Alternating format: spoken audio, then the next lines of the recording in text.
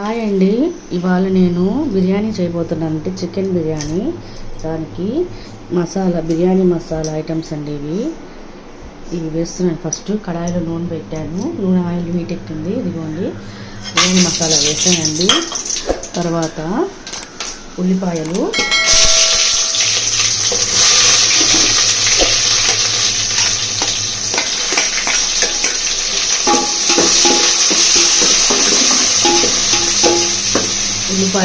దోరగా రావాలి.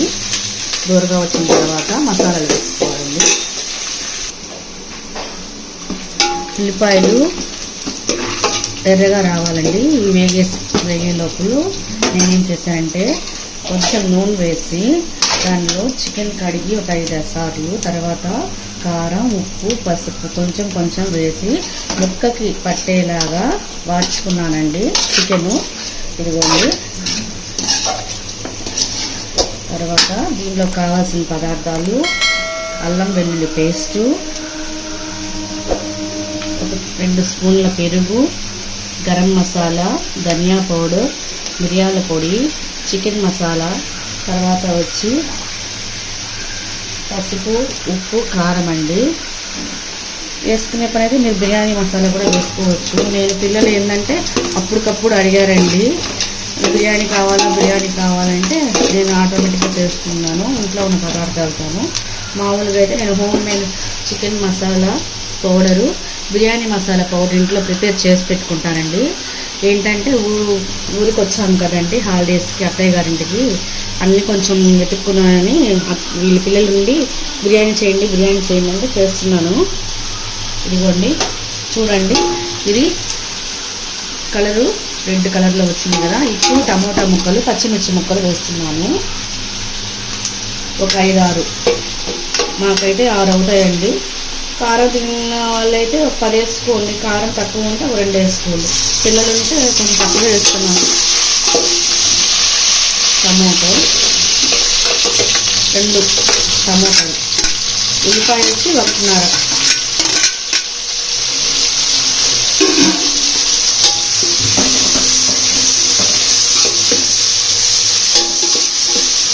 బాగా వేగాలండి. వేగితేనే మనకి రుచి ఉంటుంది బాగా.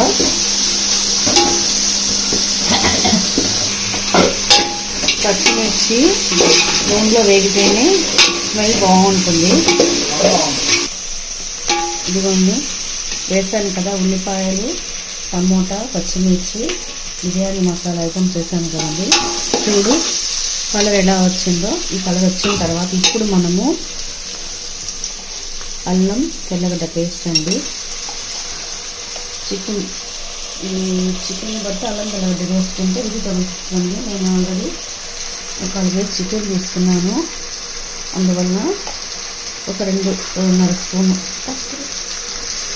అల్లం తెల్లగడ్డ పేస్ట్ వేసానండి.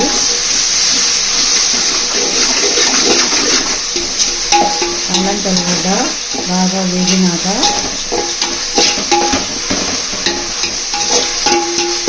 ఇలా రావాలండి ఆయిల్. చూడండి, ఈ ఆయిల్ అనేది ఇలా వస్తే అంటే బాగా ఉడుకుతుందని అర్థం. మనం వేసేటప్పుడు ఇలా ఆయిల్ రావాలండి పైకి. మనం వేసిన ఆయిల్ అయితే పైన ఉంటుందండి. ఆ టమోటాలు ఎదుగుదల వేసి కదండి. చూడండి పక్కన వెళ్ళిన పనంగానే అట్లా ఆయిల్ వచ్చేస్తుంది. అలా ఉండాలండి. ఇదండి పచ్చివాసన అంతా పోయిందండి. అల్లం తెల్లగడ్డ కూడా రెడ్ కలర్లో వచ్చేసింది. ఇప్పుడు నేను సిమ్లో పెట్టుకున్నానండి. ఇప్పుడు నేను తీసుకున్న పదార్థాలు: గరం మసాలా 1/2 స్పూన్, మిరియాల పొడి 1/2 స్పూన్, ధనియా పొడి 1 స్పూన్, కారం, పసుపు. అంటే ఆల్రెడీ నేను ముందుగా ఉప్పు, కారం, పసుపు, నూనె వేసి కొద్దిగా ఆల్రెడీ రోస్ట్ చేశానండి చికెన్. అంటే చికెన్ ముక్కకి ఉప్పు, కారం పడుతుందని, అందుకని కొంచెం వేస్తున్నానండి. ఈ పొడులను దీనిలో వేస్తున్నాను. వేసాను కదండి. ఇప్పుడు ఒక 2 స్పూన్లు లేకపోతే 3 స్పూన్లు పెరుగండి.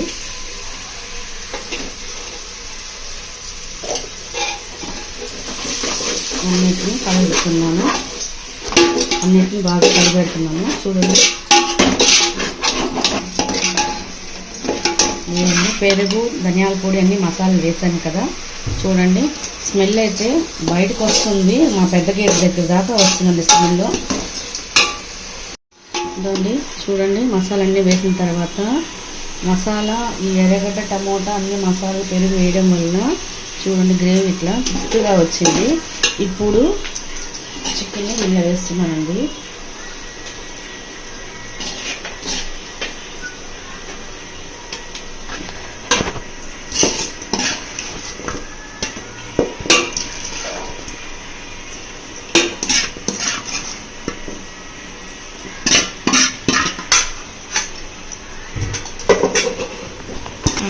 ఇదండి చికెన్ వేసాను కదా, ఇది మొత్తం చికెన్కి మసాలా పట్టాలండి, అందుకని బాగా కలియబెడుతున్నాను.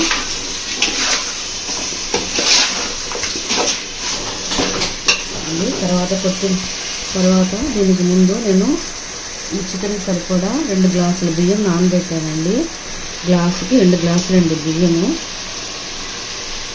ఇదండి మామూలు బియ్యమేనండి, బాస్మతి వేయలేదు. నేను ఇప్పుడే వచ్చాను, 2 రోజుల ముందే వచ్చాను.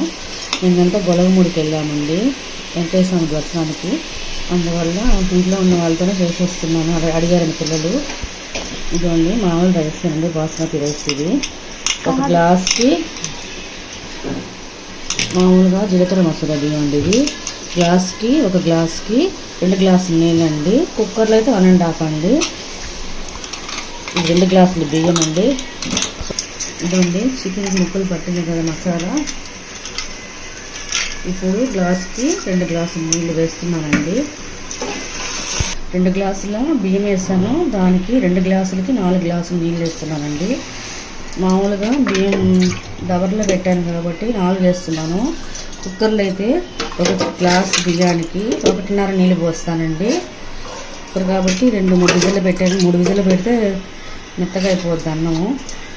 దాన్ని 4 గ్లాసులు వేసాను. ఇప్పుడు ఎంత కలియబెట్టి ఉప్పు చూసుకోండి, మీకు ఇప్పుడే ఉప్పు చూస్తే సరిపోతుంది. మళ్ళీ బాయిల్ అయిపోయి రైస్ వేసిన తర్వాత ఉప్పు పట్టమన్నా పట్టదు, అందువల్ల నీళ్ళు తింటాయి కదా, ఇవి తెలినప్పుడు రైస్ వేయాలి.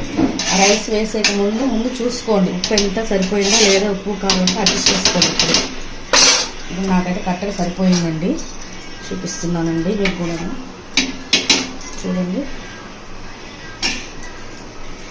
కరెక్ట్గా ఉంది మీకు, నాకైతేను. ఇవి తెల్లిన తర్వాత రైస్ వేయాలండి. ఇదిగోండి నీళ్ళు తెల్లుతున్నాయి కదా, ఇప్పుడు మనము రైస్ వేయాలి. నాన్నాయండి బాగా.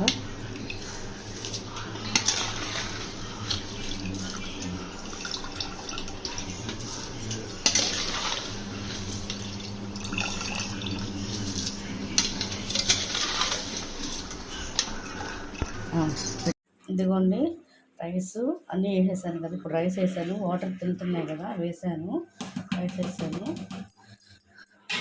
ఇప్పుడు దీనిలోకి ఇంతవరకు వేయలేదండి నేను, కొత్తిమీర పుదీనా కట్ చేసి కడిగి పెట్టారండి, ఇది వేస్తున్నాను.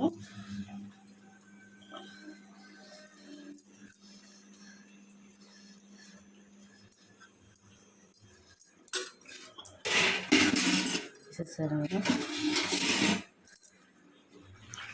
అన్నీ వేసానండి.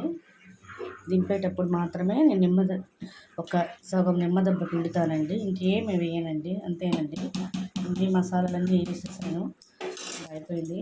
ఒక 2 నిమిషాలు మాత్రం హై ఫ్లేమ్లో పెడతానండి, తర్వాత సిమ్లో పెట్టేస్తాను. ఒక 5 నిమిషాలకు ఉడికిపోతుంది. దించే ముందర మాత్రమే మూత తీస్తాను, మూత తీసి నిమ్మదబ్బ పిండుతాను.